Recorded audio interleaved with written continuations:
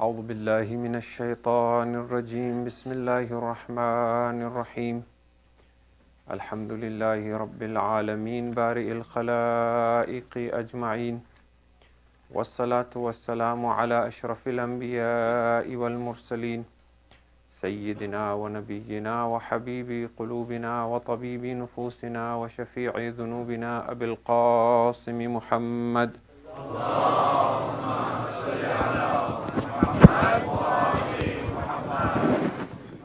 ثم الصلاة والسلام على آل بيته الطيبين الطاهرين المظلومين ولعنة الله على أعدائهم أجمعين من يوم عداوتهم إلى يوم الدين أما بعد فقد قال الله تبارك وتعالى في كتابه وهو أصدق القائلين بسم الله الرحمن الرحيم الله يبدأ الخلق ثم يعيده ثم إليه ترجعون صلوات على محمد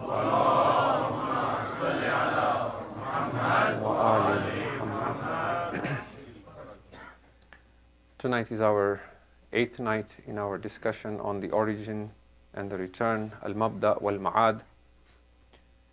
And last night we spoke about the hereafter being a reality that is with us even in this plane of existence, but simply a higher state of awareness. And tonight, what I would like to begin with is something that I hadn't completed last night, and I had said there were some interesting points I wanted to share, but due to the lack of time, so I want to complete those inshallah before we come to a different discussion within this broader theme. And these points that were left off, one of them was the fact that when we speak constantly of this idea of dying to the egoic self or annihilating the false sense of I and allowing ourselves to see greater reality or see ourselves at least not being a separate reality but being directly connected to Allah subhanahu wa ta'ala, this idea seems a little difficult to grasp and even objectionable for most of us because we have lived all our lives accustomed to the opposite.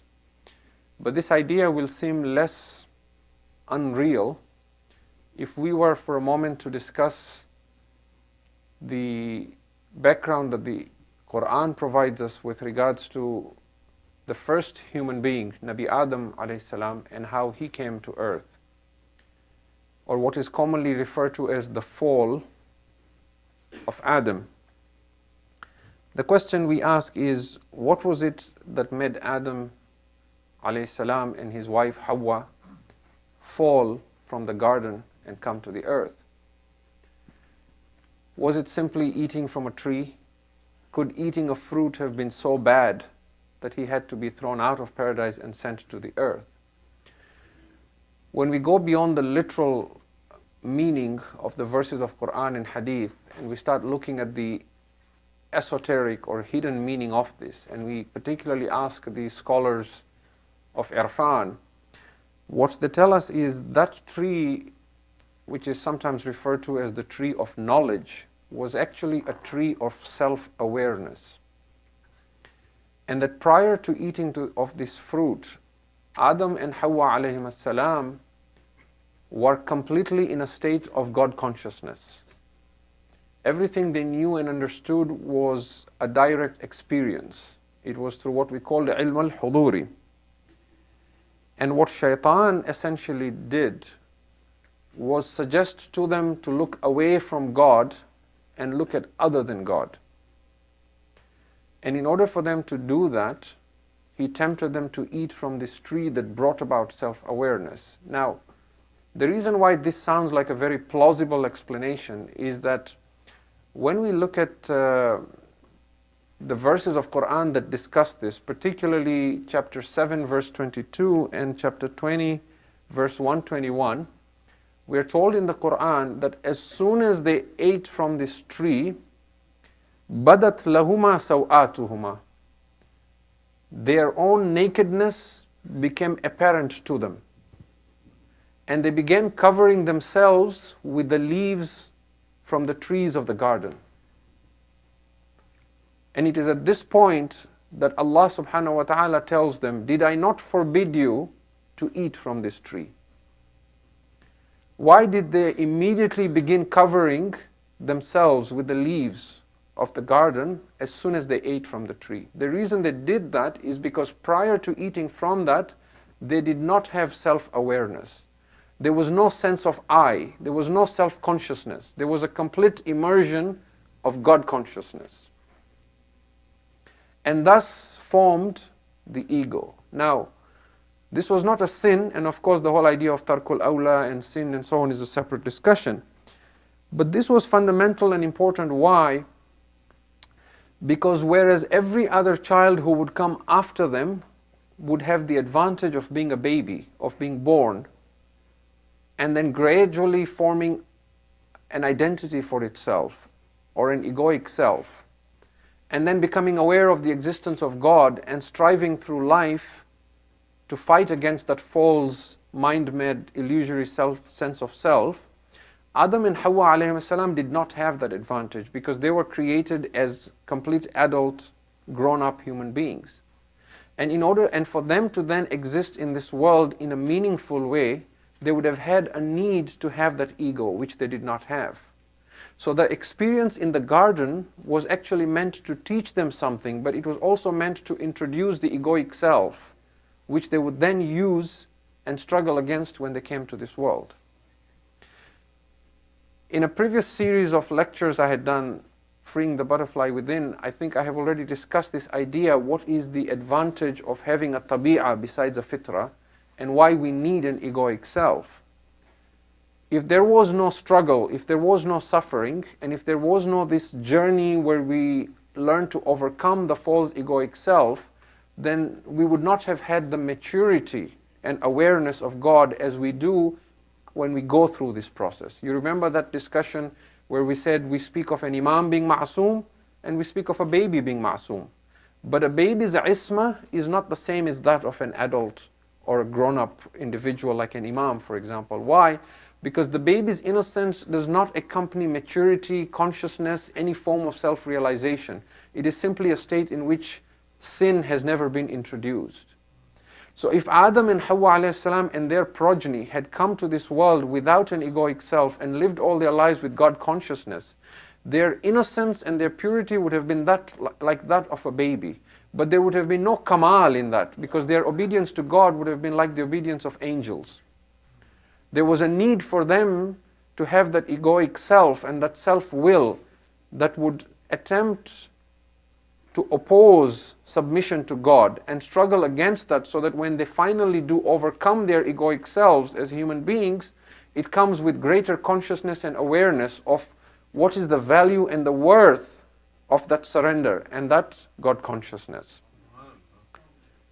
So on one hand, when Adam alayhi salam turned his attention away from God, he began noticing the beauty of this world and it seemed attractive.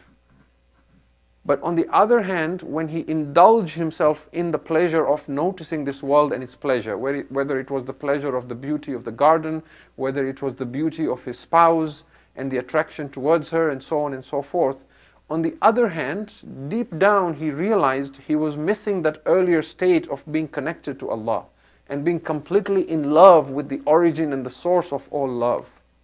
And that became a source of his restlessness and anxiety as a human being.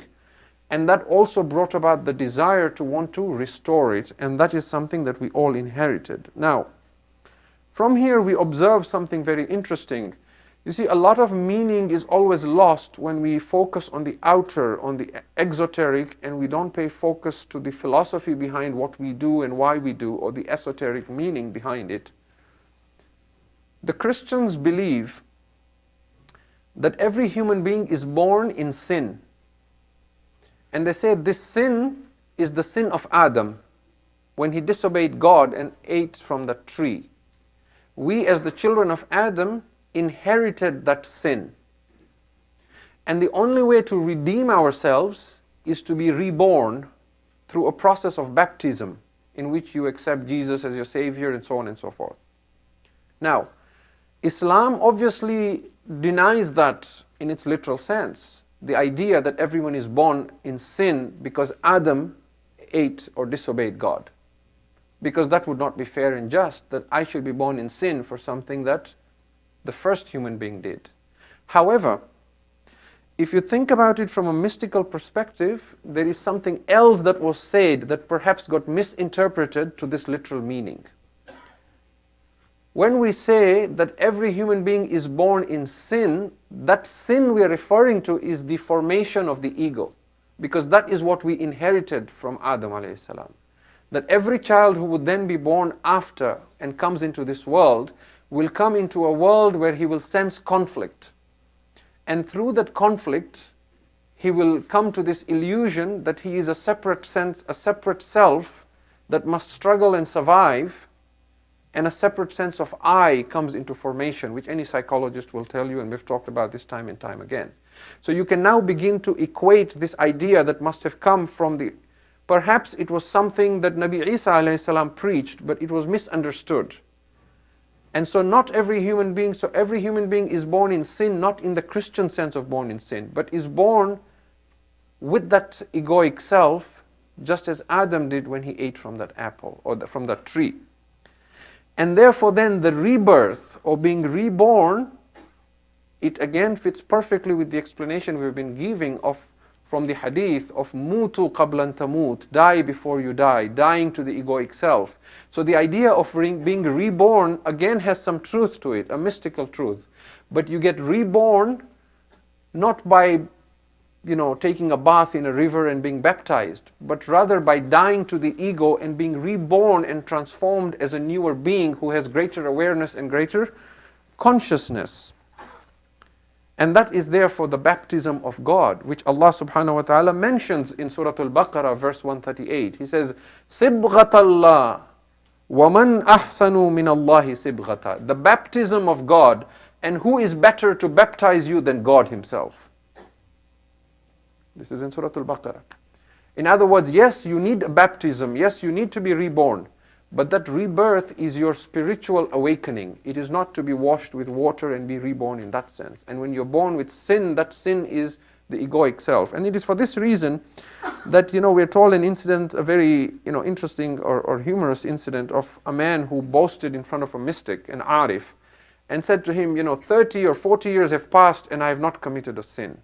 To which the mystic said, the mere fact that you exist, that itself is your biggest sin.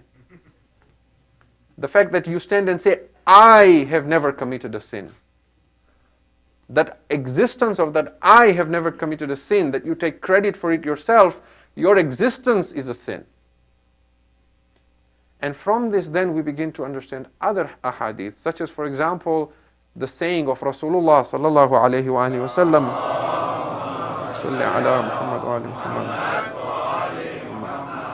he says, if you wish to see a dead man walking on the earth, then look at Ali bin Abi Talib alayhi salam. Allahumma salli ala Muhammad wa alayhi. How would you understand that outside the context of what we're discussing? What did the Prophet mean when he says, if you want to see a dead man walking on the earth, look at Ali bin Abi Talib?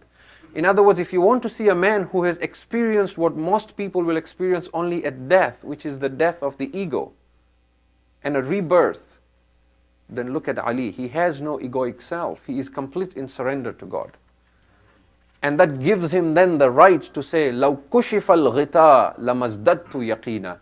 These things that you think as veils, that keep you unaware from reality, if these were to be removed, it will not increase my conviction. Because Allah says, كَلَّا لَوْ تَعْلَمُونَ عِلْمَ الْيَقِينِ لَتَرَوُنَّ الْجَحِيمِ. If you had yaqeen, you would have seen Jahim. Ali is saying, if you bring it even and show me, it will not increase my yaqeen, because I can see it. It will amaze you on the Day of Judgment when you see reality. It will not amaze Ali, because he now sees without those veils. Now this brings us to another discussion. And that is the idea, we talked about liqa Allah, or meeting Allah. There is this idea of seeing Allah on the Day of Judgment. And Obviously, we don't believe in God as a physical entity. There is no anthropomorphism for God.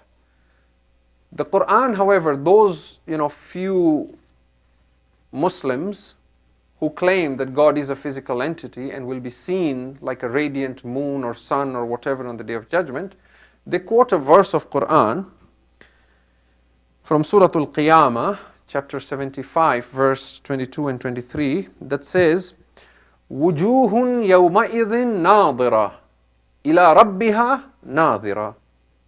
Some faces on that day will be beaming with brightness, looking towards their Lord, or looking at their Lord. إِلَىٰ رَبِّهَا نَاظِرَةٌ. So we need to obviously explain this. Now, of course, our ulama, even in the traditional sense, they say when you look towards something, it doesn't necessarily mean that you look with the eye. You might, for example, say, I'm looking to you to help me with this, right? When I say I'm looking to you, or I'm looking forward to you helping me, it doesn't literally mean looking with the eye. So what they say is that the faces of the faithful beaming with brightness will be looking towards the mercy of Allah in expectation of paradise. However, we have another explanation based on our discussion, which is when they will look at Allah, doesn't mean they will look at any physical entity, but they will look at reality without the veils that separate them from this reality. The proof of that is, for example, in Surah Ar-Rahman, where we are told, كُلُّ مَنْ عَلَيْهَا فَانٍ وَيَبْقَى وَجْهُ رَبِّكَ ذُو الْجَلَالِ وَالْإِكْرَامِ. On the Day of Judgment, everything shall be annihilated, and there will remain only the face of your Lord, having majesty and honor. Now, if Allah was a physical entity that you're going to see, then at least at the very least, when everything is annihilated, at least Allah should have stayed incomplete, not just His face. Everything will be annihilated, even the rest of God's body. Only His face will be left. كُلُّ مَنْ عَلَيْهَا فَانٍ وَيَبْقَى what? وَجْهُ رَبِّكَ. Not your Rabbika, not your Lord, only the face of your Lord. Which therefore tells us that the face of your Lord is not a physical face. The reason why face is given is because face is that by which someone is known or introduced. Right? And you will see that even when the verse of Qibla is revealed, the Prophet is told, فَوَلُّوا وُجُوهَكُمْ قِبَلَ towards the Kaaba, right? The exact words escape me right now, but if you look at the verses that talk about Qibla, it speaks about turning your face towards Qibla. But when you pray, you don't just turn your face, you turn your entire body. You can't stand like this and face like this and say, I'm praying. You have to turn your whole body. But the verse says, turn your face towards Qibla. Why? Because face represents your entirety, your being, your presence. It means turn your attention, your full attention towards the Qibla. So when a person is identified, they are identified by their face. And therefore, وَيَبْقَى وَجْهُ رَبِّكَ ذُو الْجَلَالِ وَالْإِكْرَامِ means that the only thing that will remain and stand out is the presence of your Lord. And what is interesting, if you remember the discussion yesterday, that in Arabic, something that is put in the past tense suggests something that is in the perfect tense and is complete. But something that is put in the present tense suggests something that is imperfect in the imperfect tense and is continuing. So, كُلُّ مَنْ عَلَيْهَا فَانٍ. Fan is in the past tense. It's not yafna. And وَيَبْقَى is in the present tense, meaning something that is imperfect tense in the continuous tense. So when you put this together, it is as if the verse is saying that even now, when you compare the reality of God to all that which is besides Him, it is as if everything else has no existence. It has become annihilated. That fan is suggesting it is a complete done deal. وَيَبْقَى وَجْهُ رَبِّكَ, that is in the present tense, it is ongoing and it has no end. It is never complete.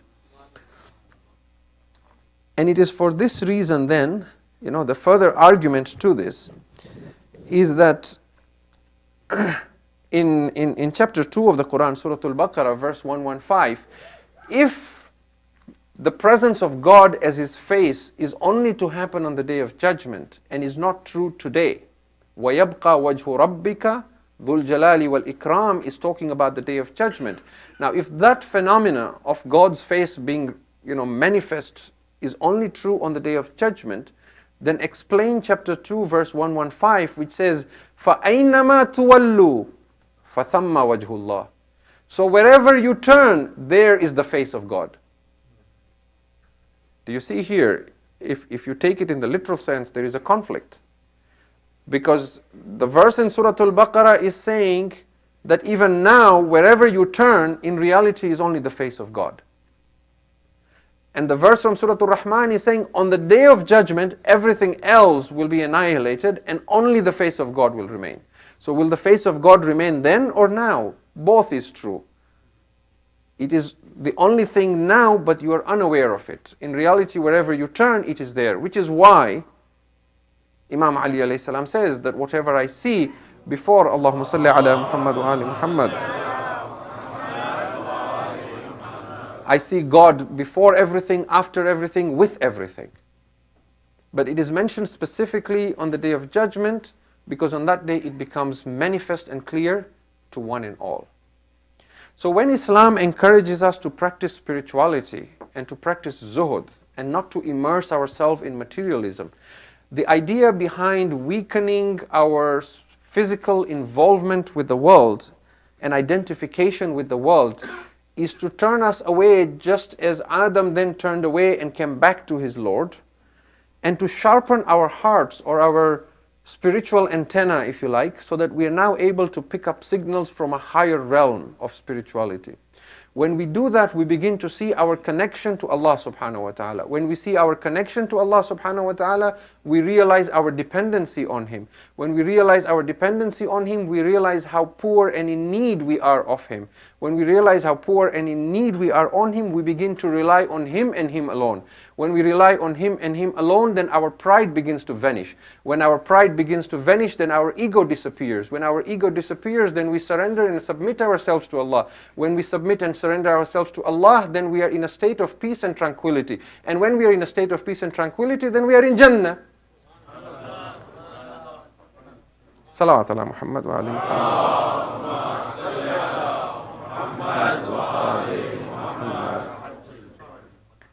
And because everything in existence is pointing to Allah only, this is the whole idea behind creation. The mountain is pointing to Allah, the sun is pointing to Allah, the moon is pointing to Allah, you are pointing, everything is pointing to Allah. But in that analogy I gave earlier, instead of looking at the beautiful moon, we are looking at the finger that is pointing to the moon.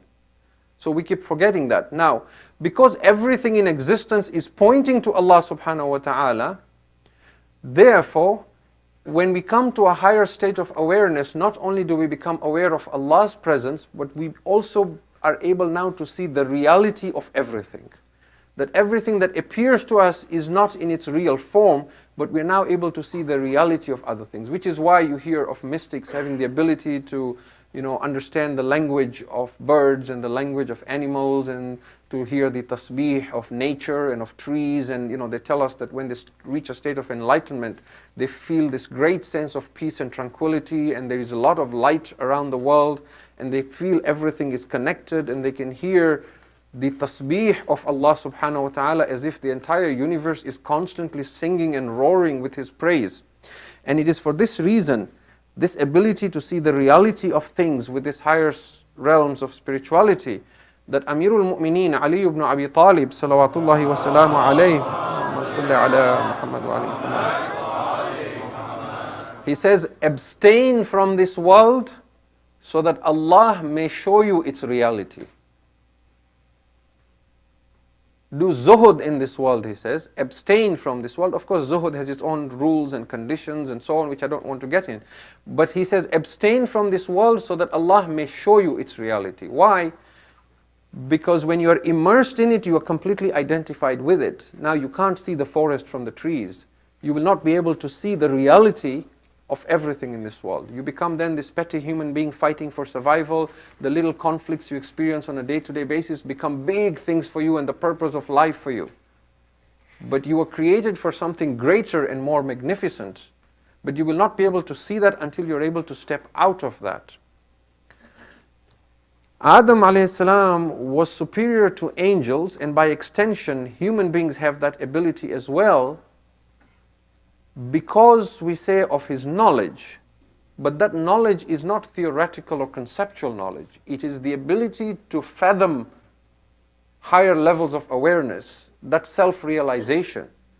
You see, when you read those verses of Quran that talk about the angels protesting to Allah subhanahu wa ta'ala and say, why did you create a creature that will cause bloodshed and cause violence on the earth while we are here doing your tasbih? Allah said to them, I know what you know not. Then to prove the point, he says, وَعَلَّمَ آدَمَ الْأَسْمَاءِ. He taught Adam the names.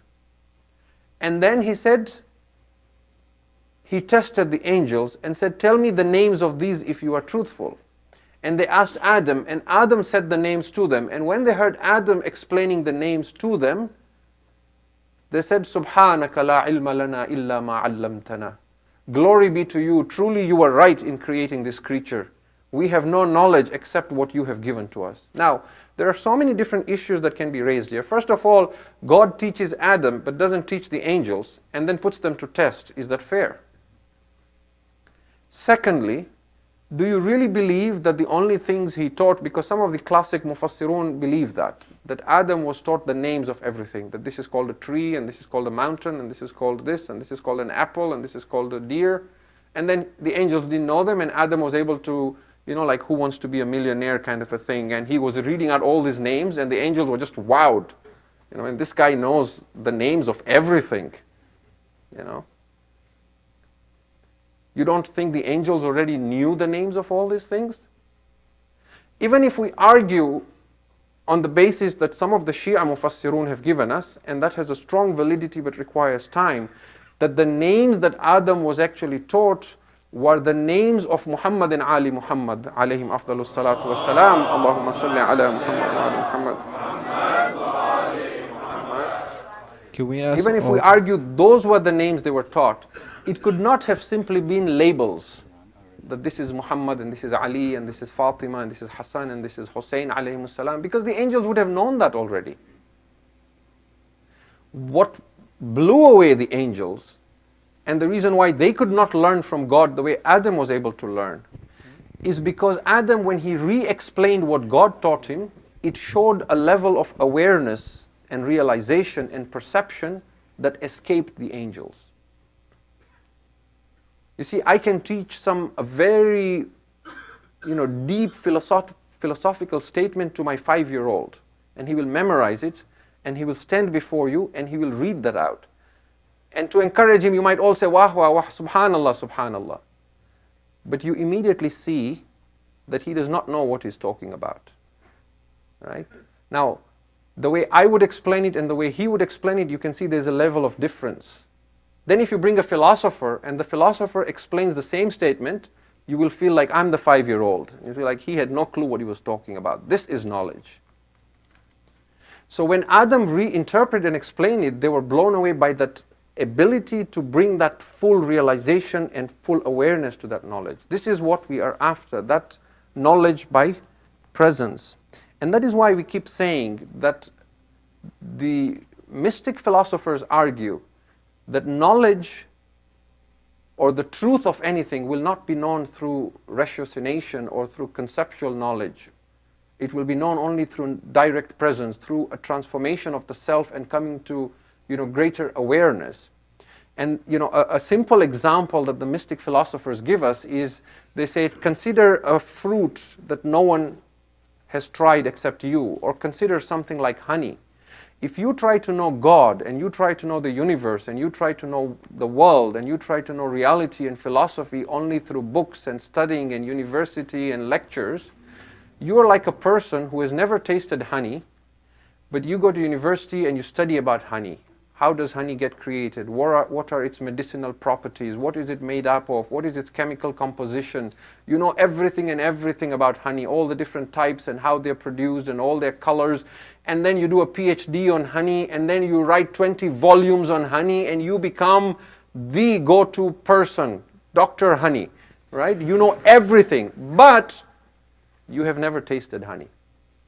And then there's this other guy who is completely illiterate, who lives on a farm, but every morning he goes to the beehive and he brings in a whole bucket of honey and he eats it. Who knows more about honey? That same doctor, if he puts his finger in the honey pot and licks it, his understanding is now completely different, because this is personal experience. This is ilm al-huduri, through direct knowledge, this is what we're talking about. To see reality, and that is why the Muslim mystic philosophers say that the downside to Islamic philosophy, the disadvantage to Islamic philosophy, is that it cannot be shared and passed on to others. It can only be experienced by the individual. Once you experience it, you can only encourage others to go down that path, but you cannot tell them what you have seen and what you understand, because human language is based on words that we formed based on the things we see with our five senses. We don't have vocabulary for things that we cannot see, or that only we can see but others do not. So when we try to explain to them how we feel, the moment we do that, we bring it down to concepts. And when you bring it down to concepts, the literal meaning is lost.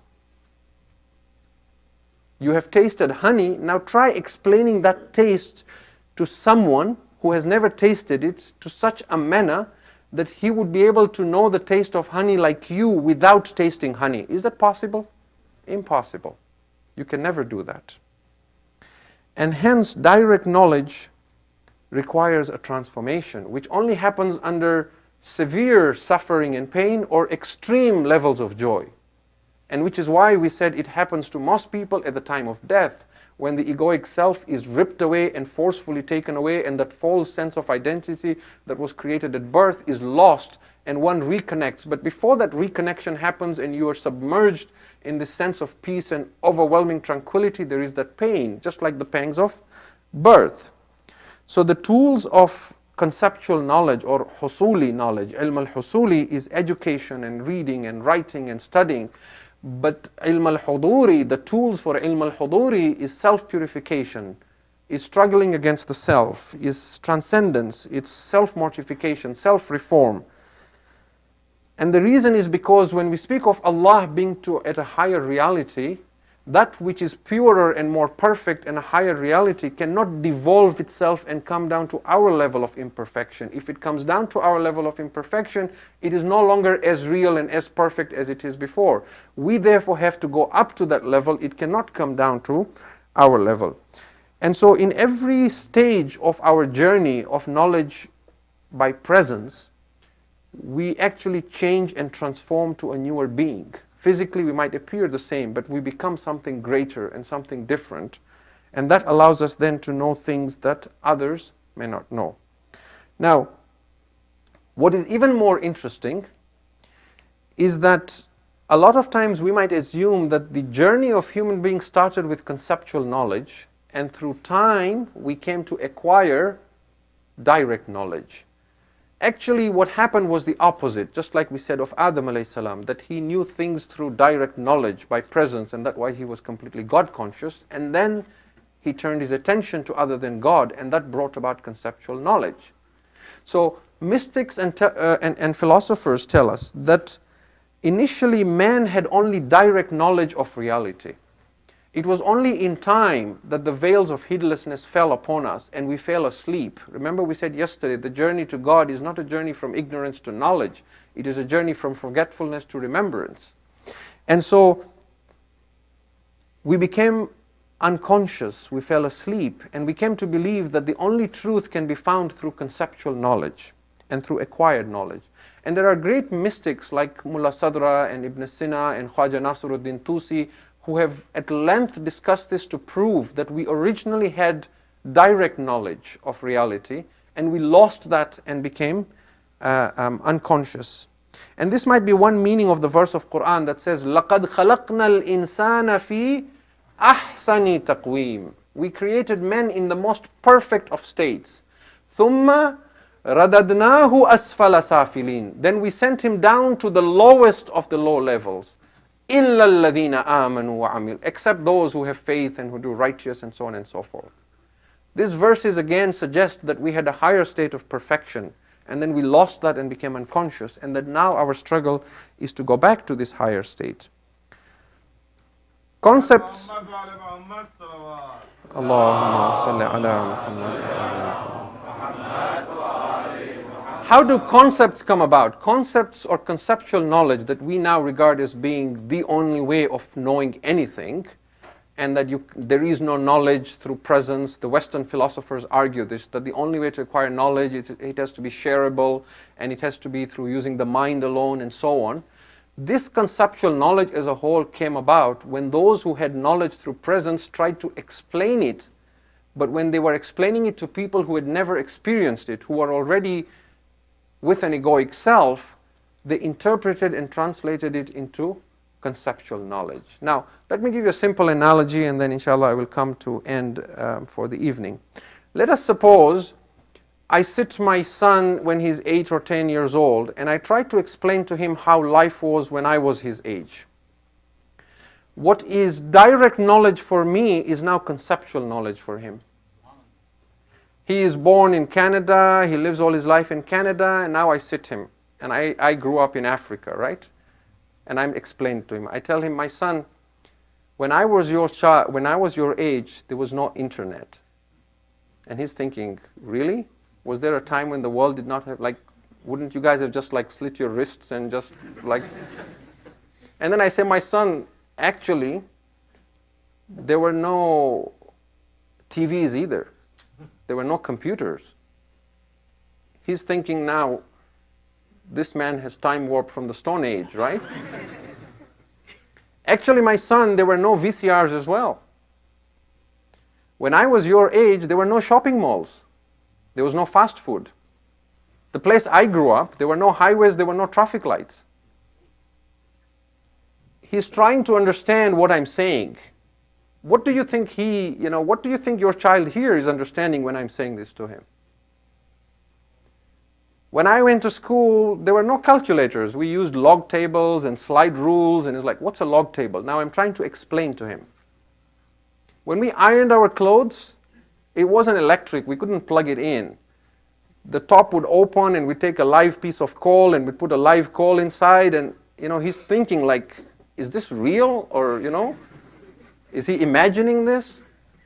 We used firewood to warm the water, to take a shower, and When I close my eyes, I can go back in time and I can see it.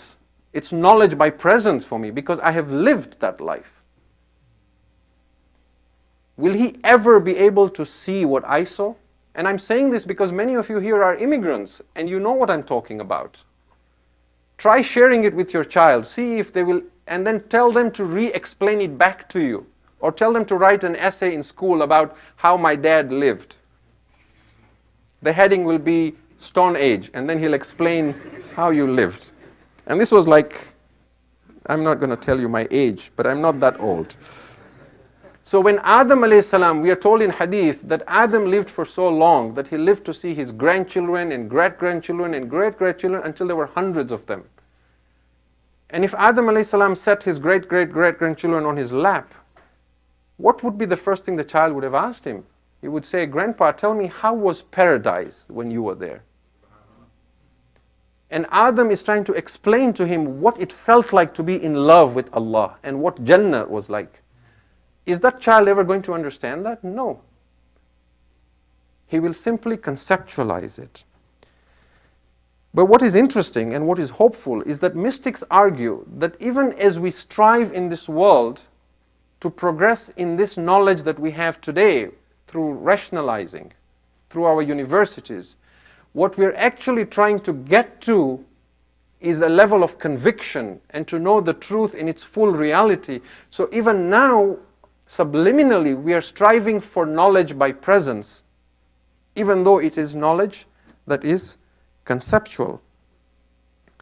But we can only witness matters about which we have theoretical knowledge. Now this is important. It seems from what I have said here, I have sort of bashed theoretical knowledge or conceptual knowledge. Conceptual knowledge, because it is our only means right now to get us towards this higher knowledge, is still very important. The more we talk about these subjects, the more we study Tawheed, the more we study philosophy, the more we study metaphysics, we are inching closer and closer towards a point at which we might acquire this salawat ala Muhammad wa ali Muhammad. Muhammad wa ali Muhammad. I have a note here that says the halls are now full. Can you please move forward? Could I please request you in the name of Imam Sahib al-Asri wa Zaman, if some of you can stand up inshallah and please come forward. Ajjalallahu ta'ala. Allahumma salli ala Muhammad.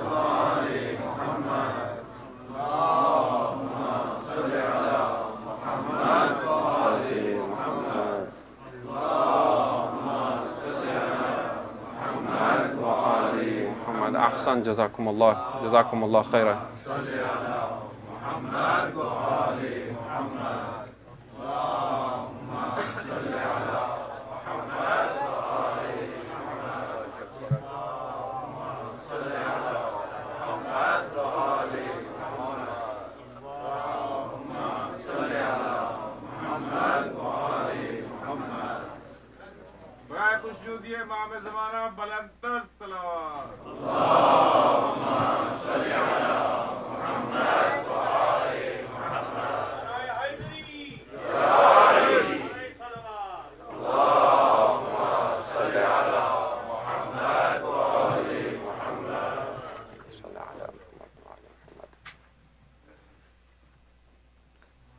In inviting the blessings of Abul Fadl al-Abbas to our majlis, one more loud salawat ala Muhammad wa ali Muhammad. Allahumma salli ala Muhammad wa ali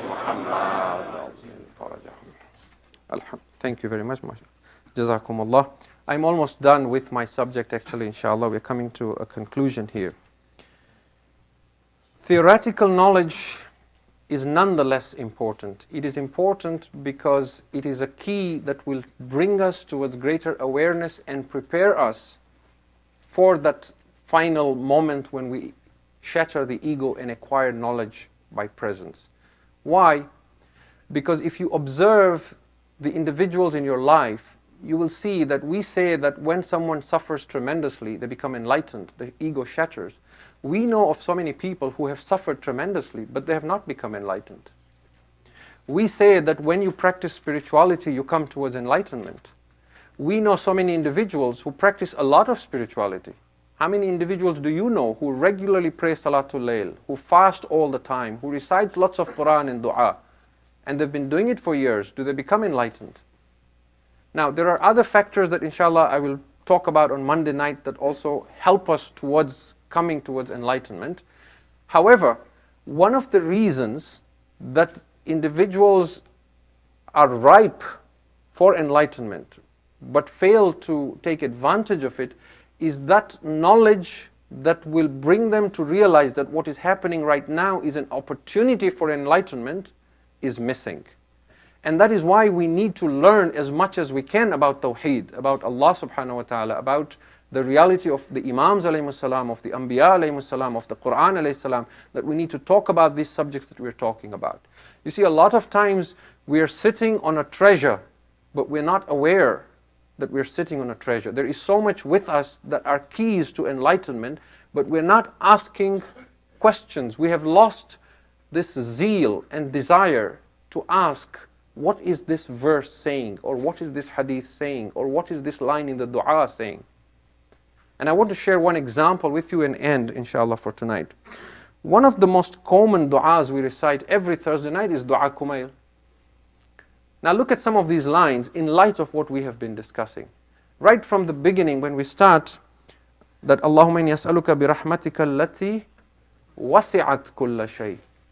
That I ask you, O Allah, by your mercy that encompasses and embraces all things. And then at one point we say, وَبِعَظَمَتِكَ الَّتِي مَلَأَتْ كُلَّ شَيْءٍ. And I ask you by your tremendousness that fills up all things. وَبِوَجْهِكَ الْبَاقِ بَعْدَ فَنَاءِ كُلِّ شَيْءٍ. And I ask you by your face that will remain when everything else has been annihilated, which is a clear allusion to the verse in Surah Al-Rahman.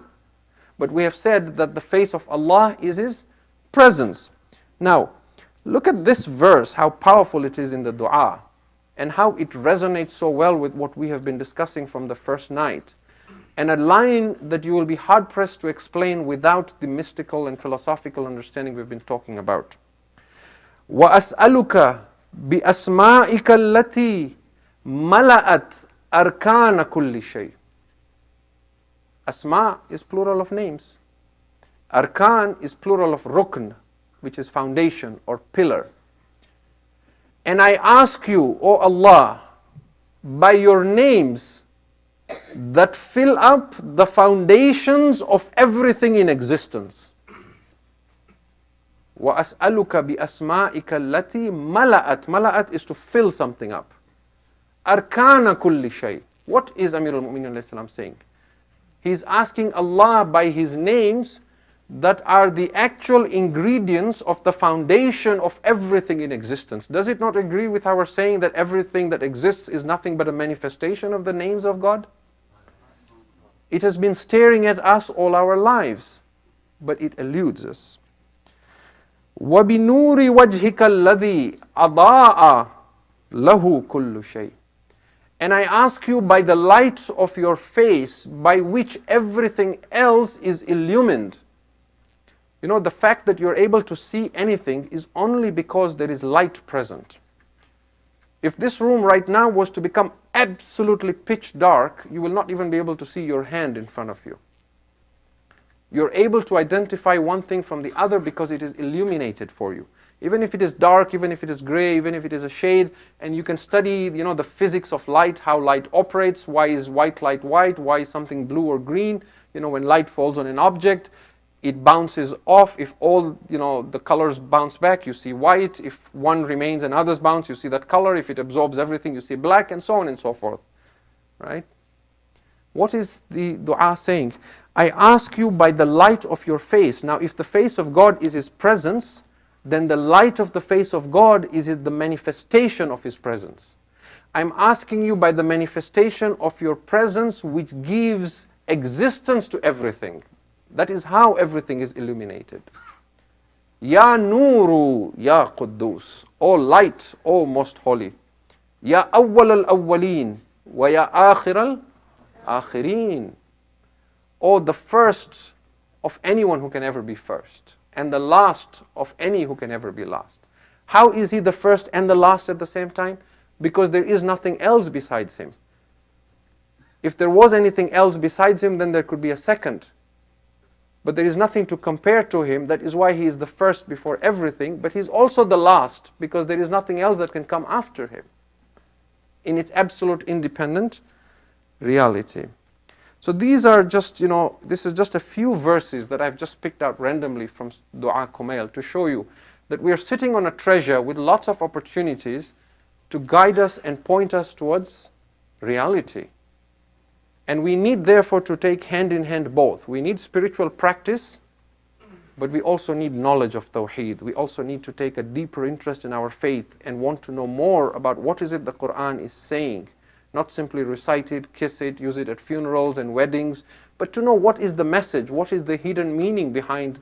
If this is divine revelation, if this book are words, if Muhammad sallallahu alayhi wa alihi wa sallam, Allahumma salli ala Muhammad wa ali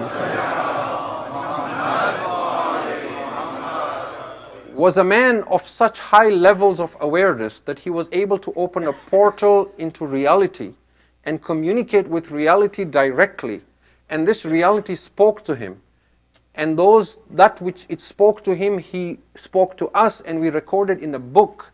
And this book is the Quran. If I take an interest in the Quran, I'm taking an interest in seeing what is it that reality is saying to its own creation. And it is with this knowledge that might be conceptual at this point in time, hand in hand with the spiritual practice, that I then plant the seeds that inshallah bloom into that enlightenment. And as I said last night, we will then see on Monday night how this connects then with the vision and the mission of Imam al-Mahdi, Ajjalallahu ta'ala farajahu sharif. Allahumma salli ala Muhammad wa ali Muhammad. And how he then is not simply a reformer who just brings justice, but he is a transformer because he transforms the human species to something other than what it is.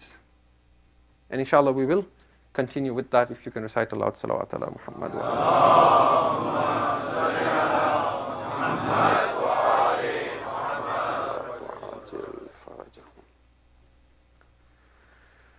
Tonight is the 8th night of Muharram, and we're drawing close to the day of Ashura.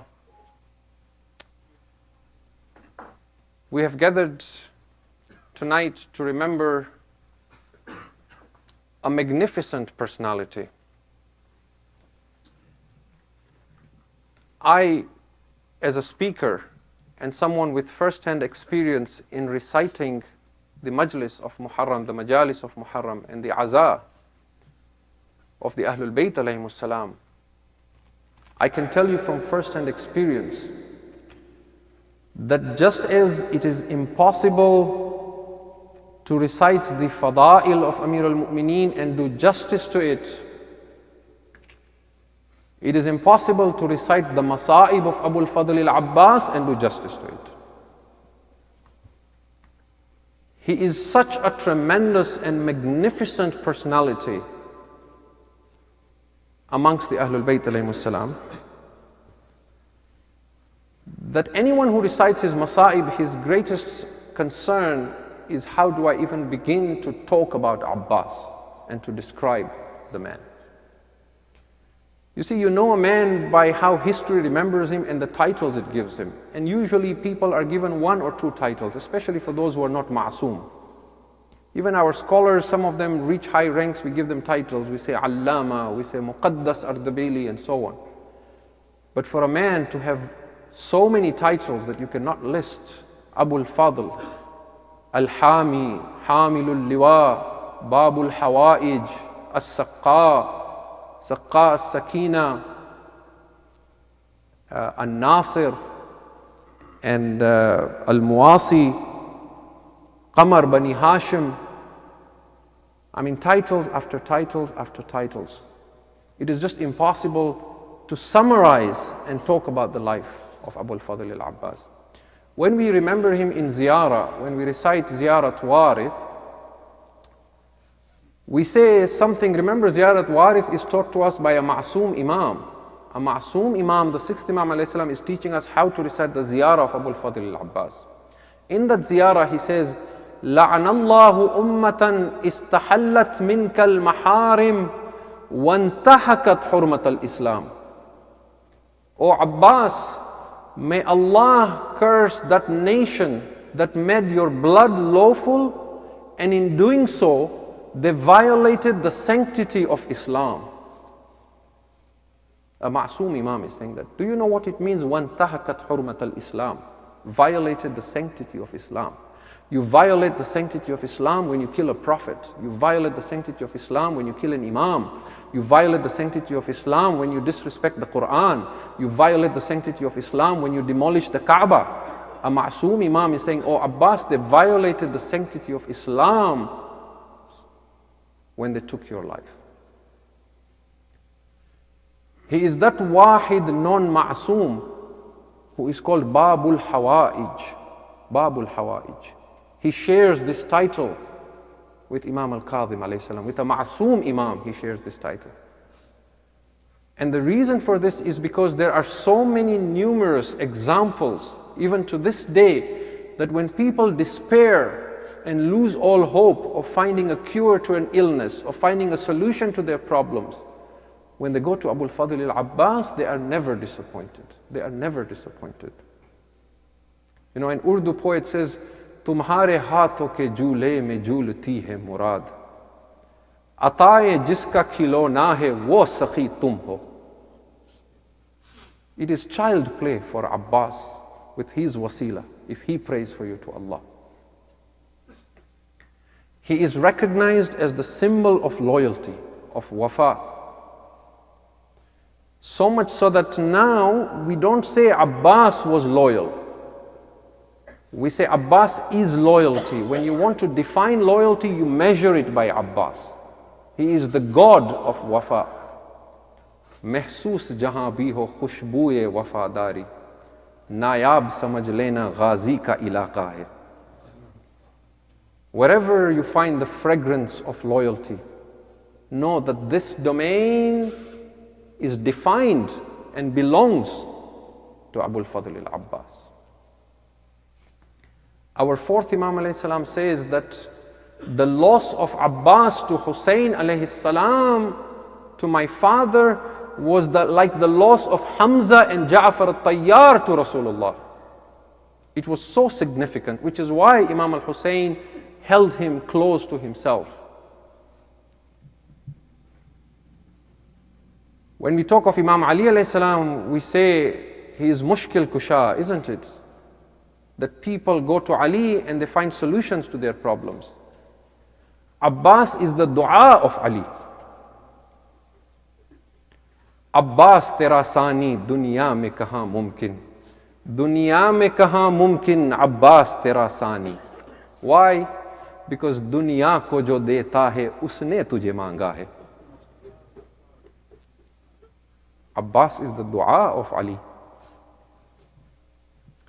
And on the 40th and 40 AH in the month of Ramadan, when Imam Ali alayhi salam was leaving this world, he gave the hand of every one of his family members to Imam Hassan alayhi salam. He even gave the hand of Imam Hussein in the hand of Hassan alayhi salam and said, now he is your Imam. But he gave the hand of Abbas to Hussein.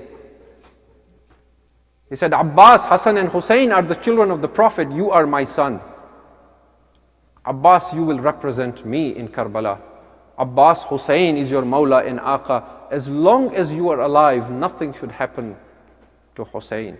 And Abbas was loyal of this to the last moment. That's why the Arbab of Azaz say that when the qafila of Hussein was brought in the darbar of Yazid, and a wretched man like Yazid saw the alam of Abbas, he stood up from his throne, he went close, he looked at it, he sat down, he stood again, he sat down, he called his commanders. He said, whose alam is this? They said, this is the alam of Abu al-Fadl al-Abbas. He said, look at the alam, at the place where he held it with his hand.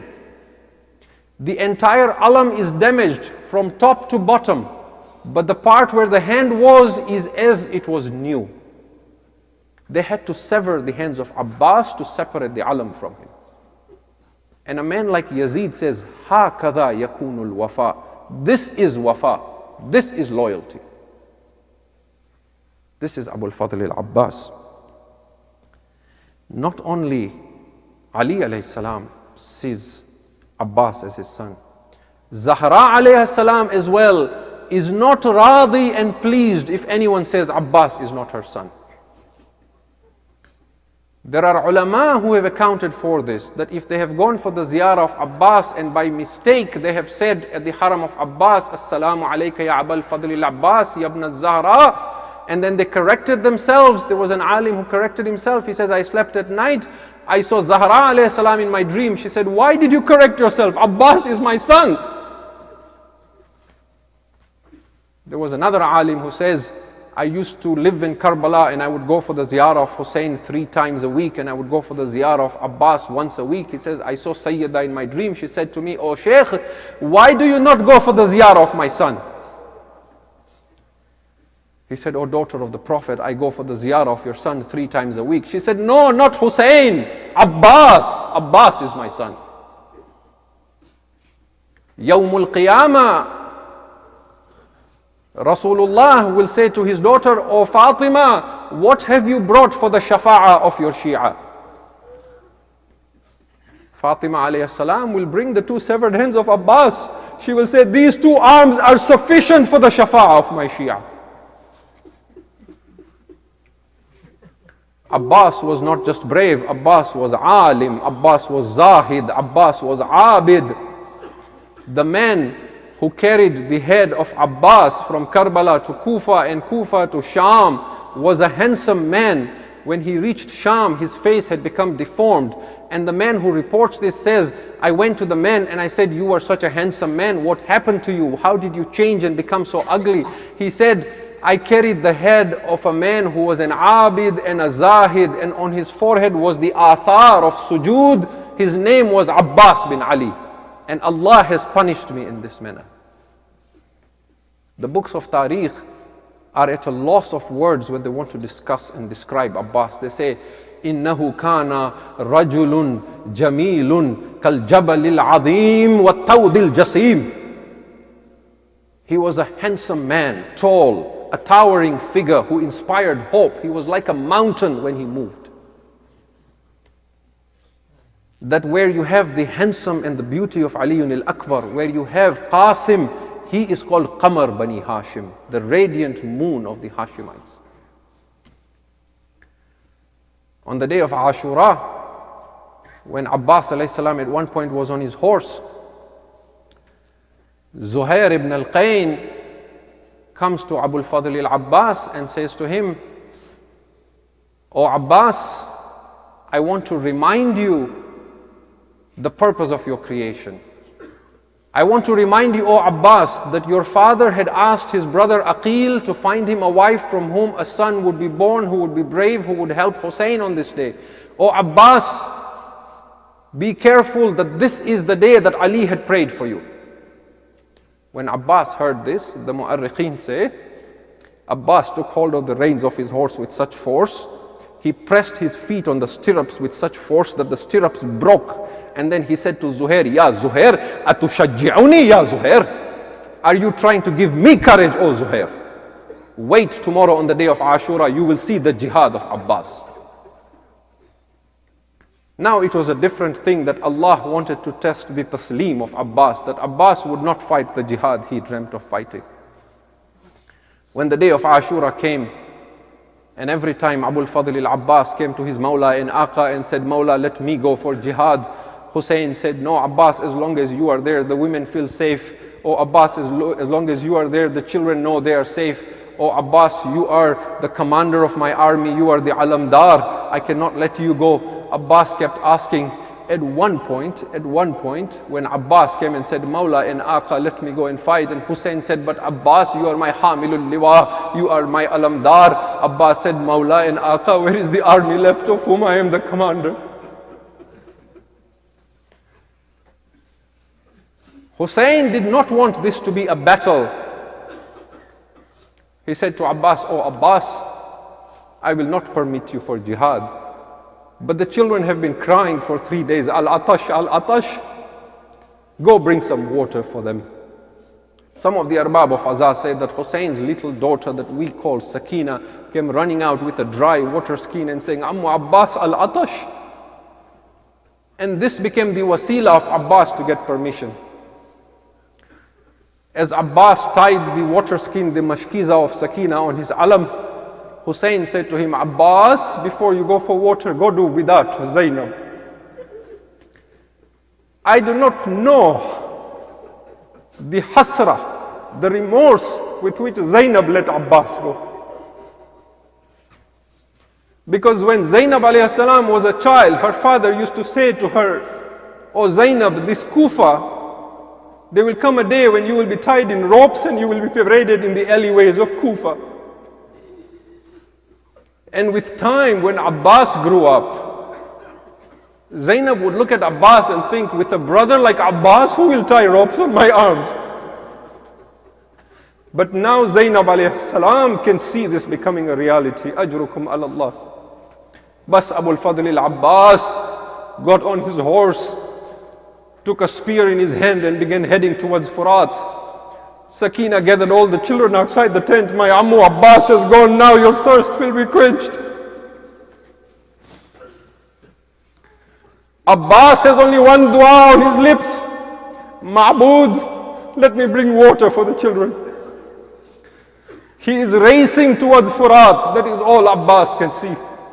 When Umar ibn Sa'd saw Abbas with a spear heading towards Furat, he realized what was happening. He had 4,000 men guarding the river of Furat. He put reinforcement and brought 10,000 men there and said, "Whatever happens, water must not reach the camp of Hussein." Wave after wave came towards the lion of Ali, and as they came, Abbas kept mowing them down and cutting them down like harvesting a field. There was no one who could stop Abbas until he came to Furat. For a moment he stopped at Furat. He bent down in the river and he took some water in his hands to show the world, the river is now in the hands of Abbas. And Sakina must have seen the alam go down and think, "My Ammu has reached Furat." My heart tells me that when Abbas took the water in his arm, he saw the face of Sakina in the water. And Abbas threw the water away. He did not drink the water. Some of the mystics say that because the cold water touched the hands of Abbas and Abbas has so much wafa, therefore Abbas would give up his hands as well. Abbas put the mashkiza of Sakina into the river of Furat. He filled it up. He tied it back on his alam. He got back on his horse. Umar ibn Sa'd began shouting, this water must not reach the camp by any means. The children are waiting for water. They're constantly looking out. Ammu Abbas is coming back. Our thirst will now be quenched. Abbas begins charging back towards the Khayyam. There were palm trees near the river. Some of the cowards began hiding behind the trees. As Abbas was charging back towards the Khayyam, one of the Mal'oon came out from behind a tree and he severed the right arm of Abbas. Abbas grabbed the alam with the mashkiza on his left hand. Abbas's dua now is just to get to the Khayyam. He is not thinking of his own injuries anymore. Another Shaqi came out from behind another tree. He severed the left arm of Abbas. Abbas grabbed the mashkiza with his teeth. Abbas has no hands now. He is riding towards the Khayyam. His only dream and hope is to get the water to the children. The children have seen the alam has fallen. They are wondering, will the water get to us? Hurmala took an arrow and aimed for the mashkiza now. The arrow pierced the water skin and hit the chest of Abbas. When the water began to flow, Abbas turned back towards Furat. That is why the Arbab of Azhar said that when Hussein came to the body of Abbas, he found the hands and arms of Abbas first, then he found Abbas. I would say, Abul Fadlil Abbas, how will you bring more water for Sakina? And Urdu Shair says, Jab beh gaya sab pani, tab saas teri tooti, tha seene ke andar ya mashkize mein dam tera. Ajrukum alallah, Ajrukum alallah. Abbas's horse turned towards Furat. فجاء شقي وضربه على رأسه بأمود من حديد. A wretched man saw Abbas has no arms. He came from behind with an iron rod. He hit Abbas on the head with the iron rod. Abbas fell from his horse. He began calling out, Assalamu alayka ya Aba Abdullah, ya akha, adrik akhak. My salams on you, Aqa. Come to your brother's rescue now. The Arbab of Azhar say, Hussein stood up and began charging at the enemy like a raging lion. The enemies began running away from Hussein. He began saying to them, Ila ayna tafirrun wa qad qataltum akhi wa kasartum dari. Where are you fleeing, O cowards? You have killed my brother and broken my back now. Ajrukum ala Allah. Hussein, Faja'al Hussein ila al-Abbas. When Hussein came to Abbas, the books of Azhar say, Banal inkisar ala wajil Hussein. Hussein was heartbroken when he saw the condition of his brother. Wanada Hussein wa akha wa Abbasa. My brother Abbas, what has they done to you? Hussein sat on the hot sands of Karbala. He took the head of Abbas. He placed the head of Abbas on his lap. There was an arrow pierced in one of Abbas's eye. Hussein removed the arrow. The other eye was covered with blood. Hussein wiped the blood away. Abbas opened his eye. He saw his Mawla. He moved his head immediately from the lap of Hussein. Hussein lifted the head of Hussein Abbas. He placed it again on his lap. Abbas again moved his head away. Ajrukum ala Allah. Ajrukum ala Allah. May Allah give me strength. Hussein asked him, Abbas, I keep putting your head on my lap. Why are you moving your head away? Abbas said, Mawla, my head is on your lap. In a little while from now, on whose lap will your head be? This is the wafa of Abbas. This is the wafa of Abbas. I would say, Abbas, Abbas, do not worry, Abbas. Hussein's head will be on the lap of Zahra. When Hussein falls, Fatima will be waiting for him. Ajrukum ala Allah. But Abbas made his wasiyah to his Mawla in Aqa. Abbas said, Mawla, I have one wasiyah before I leave this world.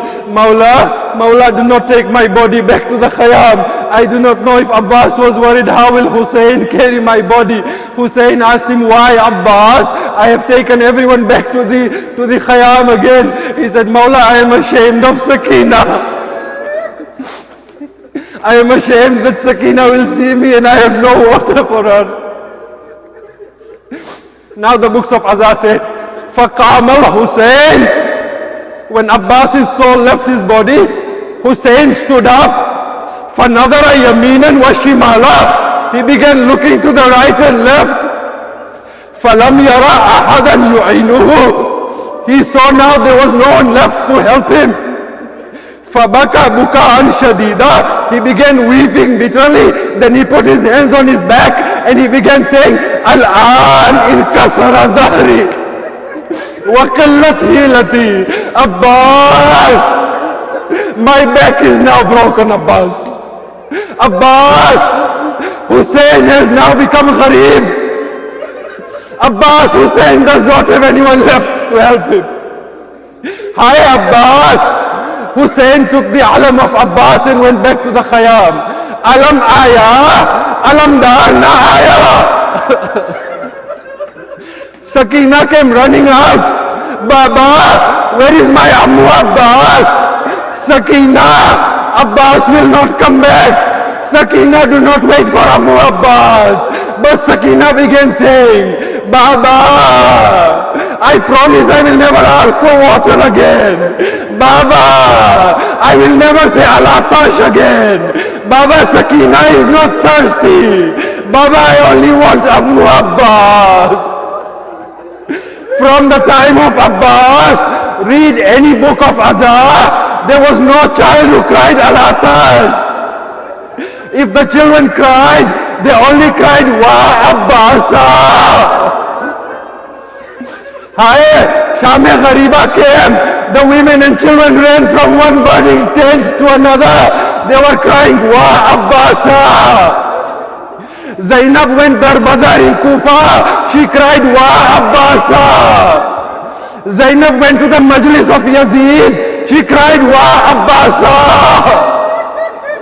When Zainab went back to Medina, she said to Ummul Baneen, my condolences on you.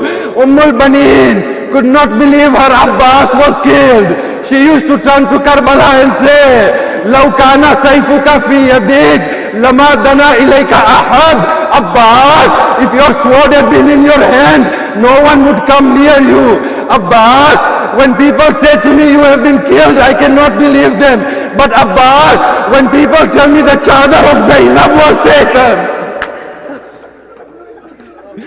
then Ummul Baneen, she is a mother after all, she would say to Zainab, Zainab, when my Abbas's arms were severed, was he still on his horse? Yes, Ummi, he was still on his horse. Then tell me, Zainab, when someone falls from an elevation, they extend their hands. How did my Abbas fall? I would say, Zainab, do not be afraid. Zainab said to Ummul Baneen, Abbas fell from his horse, just like I fell when my hands were tied and I saw the body of Hussein. Zainab fell on Hussein like Abbas fell. Wa Abbasa, wa Ghariba, wa Madluma, Matame Hussein, Ya Hussein, Ya Abbas.